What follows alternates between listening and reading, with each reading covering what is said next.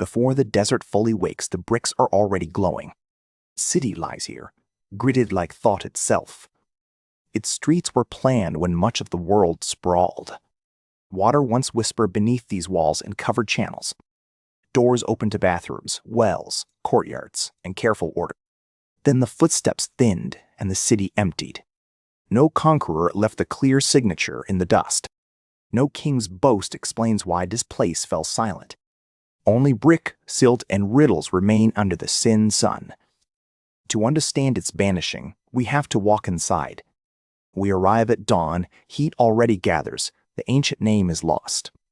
Today we call it Mohenjo-daro. The phrase means mound of the dead. It rose beside the Indus plain. Mud, water, and trade made life possible.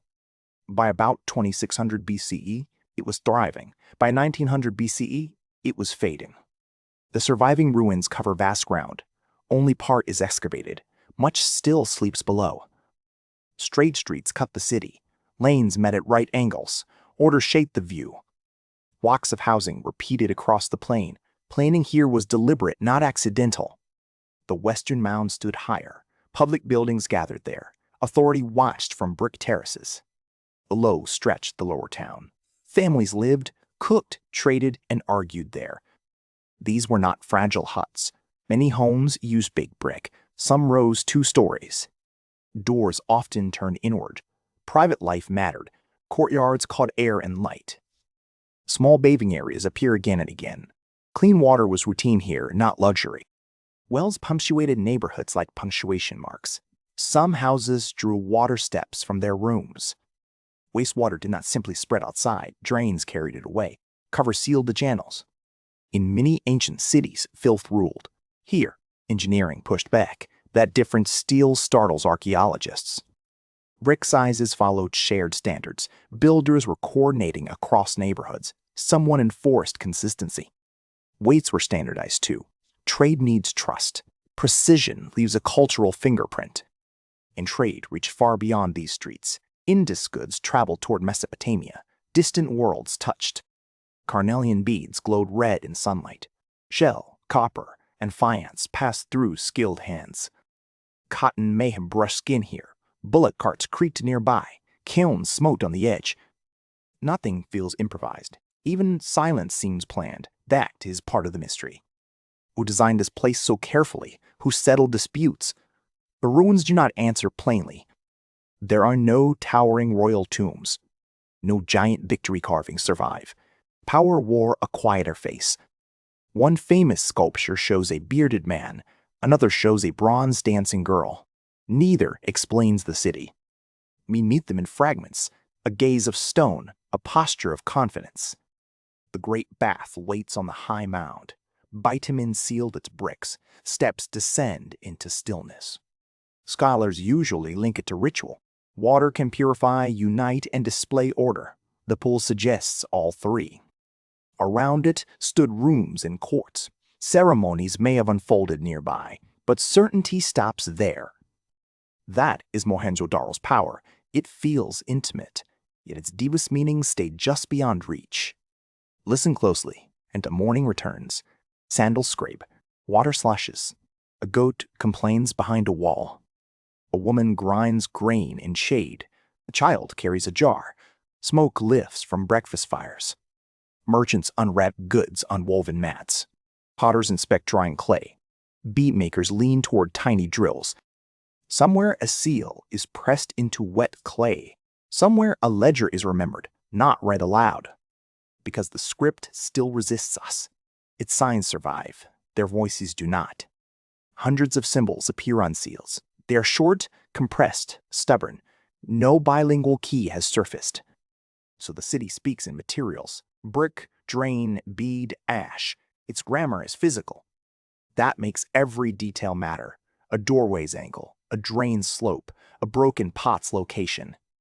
Archaeologists read lives through leftovers. Not perfectly, never completely, but often beautifully.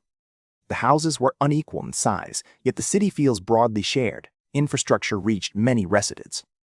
That balance surprises modern eyes. Complexity did not always mean palaces. Sophistication could look communal. Markets probably sounded multilingual. Traders arrived with stories, accents, and measurements. Exchange stitched the city outward. Boats moved along river routes. Pack animals crossed dusty tracks. Goods converted distance into familiarity.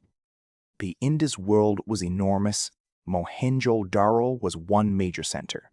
Harappa stood far to the northwest. Sheer bricks, seals, and weights linked them. So does urban discipline. A civilization reveals itself through habits. Yet each city had local life. Smells changed by neighborhood. So did noise, wealth, and work. At noon, heat hardens everything. Streets bleach white. Shadows retreat beneath walls. People would have planned around that sun. Work shifts matter in hot climates. Ancient routines knew this.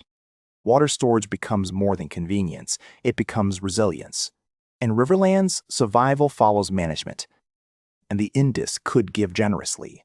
It could also flood terribly. Prosperity always had an edge. Evidence suggests repeated inundation here. Rebuilding followed destruction. Bricks rose again over older bricks. Layer by layer, the city adapted. Floors climbed higher. Streets were renewed above damage. That persistence tells its own story. Residents were not passive victims. They kept choosing return. For centuries, the gamble worked. Then something changed. Maybe several things changed together. This is where mystery begins, not with magic, with missing certainty. Older theories imagine violent invaders. That story once spread widely. Most historians no longer trust it. The evidence points elsewhere, toward gradual stress, toward environmental and economic strain. Rivers shift over generations. Monsoon patterns weaken slowly. Trade networks can fray without fanfare. None of those causes needs drama.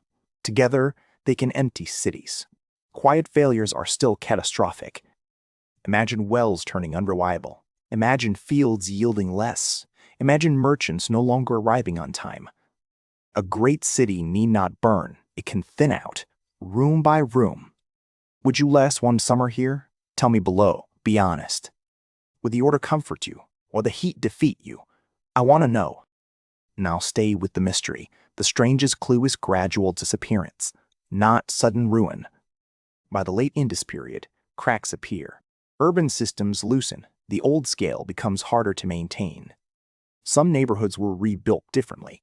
Craft patterns shifted. Long-distance exchange seems to have weakened. People did not simply vanish overnight. Many likely moved eastward and southward. Life changed shape. That matters because collapse misleads us. We imagine endings as cliffs. History often prefers slopes. A baker closes first, then a merchant leaves, then a courtyard falls quiet. A drain clogs and stays clogged. A wall cracks unrepaired. One family's absence becomes a pattern. Children grow up elsewhere. Elders stop expecting recovery. Memory begins to detach from place. Meanwhile, the river keeps behaving like a river. It wanders, silts, swells, and abandons channels. For a city bound to water, that is destiny. Geography can be patient. It can also be final. Climate may have tightened the pressure. Less dependable rains reshape agriculture. Surpluses shrink first, then confidence. Trade may have suffered too. When roots weaken, specialists feel it early. Cities live on connections. And Mohenjo-daro was specialized. Its plumbing demanded maintenance. Systems this elegant are also demanding. A village can improvise more easily. A city of drains cannot. Complexity is strength with obligations. Still, the end was not pure defeat. Traditions continued beyond the city. People carried knowledge with them. Pottery styles changed, not civilization itself. Communities adapted to new conditions. The story bends, not snaps. That is less dramatic than legend. It is also more human. Most worlds end by changing. Later ages forgot the city's real name. Wind buried streets, silence became another layer. Centuries passed above the bricks. New faiths rose nearby. Even a Buddhist stupa appeared later. By then, the old builders were unimaginable, their script unread. Their institutions dissolved into earth. Yet the walls endured astonishingly well. Baked brick remembers shape. Planned cities leave stubborn bones. In 1922, archaeologists recognized what lay here. The mounds were not natural. They were urban memory. Excavation peel back centuries like dry pages. Streets emerge first, then drains, wells, rooms, and platforms. The discovery startled the world. South Asia's ancient urban past was suddenly deeper than assumed. Mohenjo-daro was not peripheral. It stood among the great Bronze Age centers. That changed global history. It was contemporary with Egypt and Mesopotamia, but it looked different. Urban genius wears many forms. No pyramids rise here. No colossal ruler stares outward. The grandeur is infrastructural. That may be its strangest lesson. Power can hide in systems. Civilization can look like maintenance. Think of the covered drains again. They are humble. They are also revolutionary. Think of shared brick ratios. Think of household wells. Think of neighborhoods expecting standards. Someone organized labor, materials, and rules. Someone persuaded thousands to trust a common design. But the city keeps its politics guarded. Was authority centralized or distributed? Scholars still debate. Religion remains elusive too. The bath hints at ceremony, the full meaning escapes us. This uncertainty frustrates and enchants. The ruins feel legible from afar. Up close they resist. We can map streets precisely. We cannot hear arguments in those ruins. History is generous and cruel. A jar tells us trade existed. It does not reveal who missed whom. Objects stop short of souls. So imagination enters carefully, not to invent facts, to restore atmosphere around evidence. You can smell wet clay after floodwater. You can hear evening talk in courtyards. Both are reasonable. You cannot claim a final answer. The evidence refuses drama's neat ending. Real history stays rough-edged. That honesty makes the city stronger. Mystery is not weakness. It is part of the inheritance. Because Mohenjo-daro still asks modern questions. How much order can a city sustain? What happens when systems fail? How dependent are we on steady water? On trade routes? On maintenance? Nobody notices? Our skylines will differ now. Our vulnerabilities do not. Quiet breakdowns still terrify cities. A blocked drain is never just a drain. It is governance, labor, and trust made visible. A shifting river is never only nature. It is migration, adaptation, and loss. That is why these ruins feel modern. Their silence echoes familiar fears. Stability is always negotiated. Stand on the mound at dusk. The bricks cool slowly. Shadows refill the lanes. You can sense the old geometry. The city still holds its lines. Even abandonment has structure. Somewhere nearby, insects begin singing. The wind moves dust across thresholds. Evening erases sharp edges. This is how vanished cities survive. Not alive, not gone. Present as pressure on the imagination. They remind us civilization is a practice. It must be renewed every day by ordinary people. Not only by rulers, not only by monuments, but by shared habits. Mohenjo-daro mastered those habits early. Its planners thought in grids, flows, and standards. Few places did. Then the conditions changed. The system strained. People moved, adapted, remembered, and forgot. What vanished was not human ingenuity. That traveled onward. What vanished was this exact arrangement of life. That may be the saddest truth. Cities are mortal compositions. Their materials outlive their rhythm. If you had lived here, when would you leave? Tell me in the comments. I would love to read. For more journeys into the past, subscribe, ring the bell. There are more lost worlds ahead. And remember this city at sunset. Nothing truly disappears at once. It fades, then waits.